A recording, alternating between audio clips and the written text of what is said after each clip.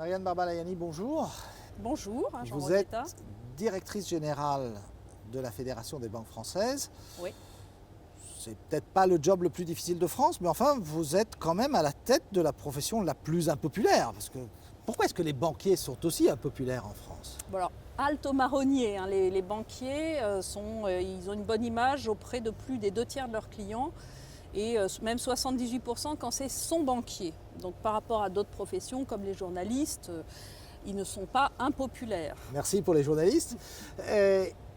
Néanmoins, le crédit aux entrepreneurs est passé de 200 milliards d'encours, donc un total de 200 milliards de crédit il y a quoi, 5-6 ans, Oui. à 300 milliards aujourd'hui. C'est quand même une progression énorme. Oui. Et malgré ça, on va voir son banquier qu'inquiet des garanties qu'on va vous demander. Est-ce que je vais devoir mettre en gage ma maison, l'avenir de ma famille? Pourquoi? Les entrepreneurs, ils se financent bien auprès de leur banque. Je crois que c'est déjà un point important.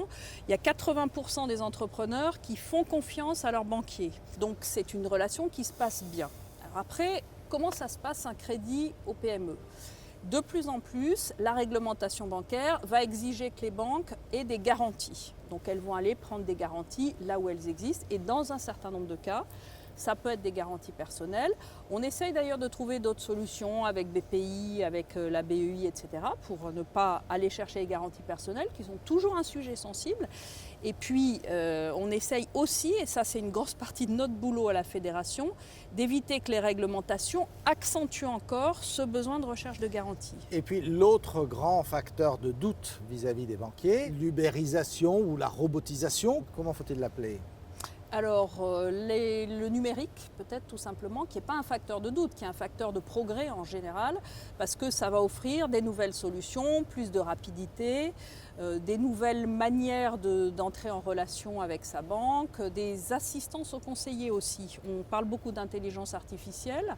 Dans la banque, c'est un sujet qu'on connaît très bien et qui se traduit très concrètement par le fait que dans certains réseaux, les conseillers qui restent évidemment l'interlocuteur majeur et d'ailleurs très apprécié du client, ont avec eux un assistant personnel d'intelligence artificielle qui les aide à faire le meilleur conseil. Mais ça ne fait pas des bon banquiers moment. au chômage, ça? La banque continue à embaucher beaucoup. On a embauché plus de 42 000 personnes l'an dernier. Donc ça fait des banquiers qui évoluent avec leur temps, qui utilisent les technologies, comme ils l'ont toujours fait d'ailleurs, pour offrir un meilleur service aux clients.